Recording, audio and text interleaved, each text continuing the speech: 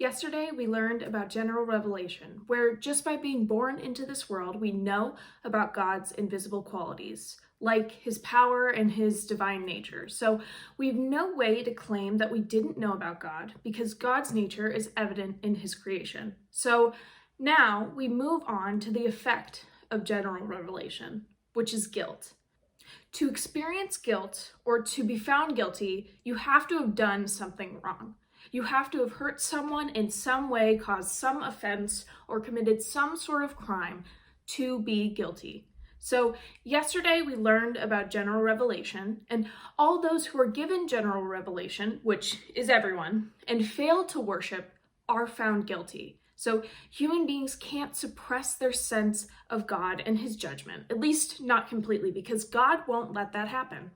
We all have some inherent sense of right and wrong. You can just look at our laws if you want a clearer example of that.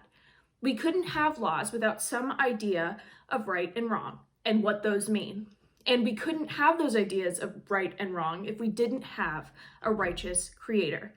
So to deny that creator is to be guilty. In Romans 1, verses 18 through 25, it talks a little bit more about this.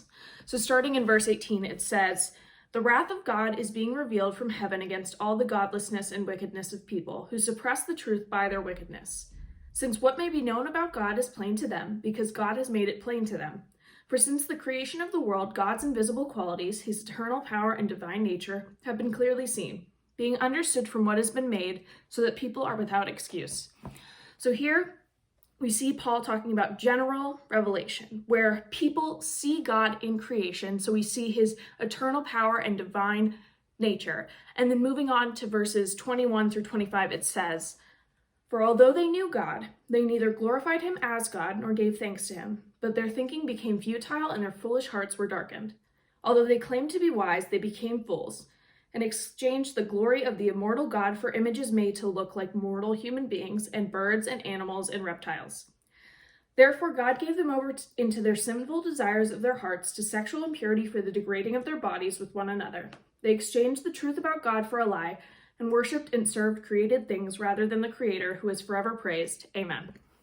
So we see this guilt before God. So they understand that God is in creation, they see him in creation, and yet they choose to worship mortal things and human beings and idols instead of worshiping God. So they are guilty before God.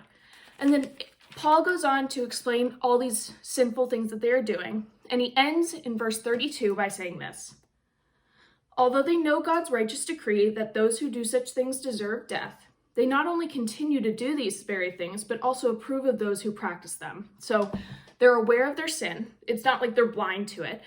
And yet they not only approve of their sin, but they're encouraging other people to engage in it as well.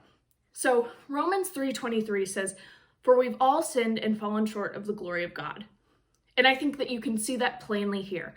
No matter what we do, we are guilty before God, especially if we don't acknowledge him and worship him, if we choose to acknowledge and worship created things instead of the creator. So just like what we learned about with general revelation, all human beings, because of general revelation, are aware of God.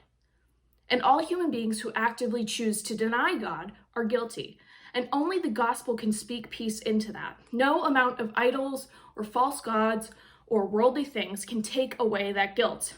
Only Jesus can.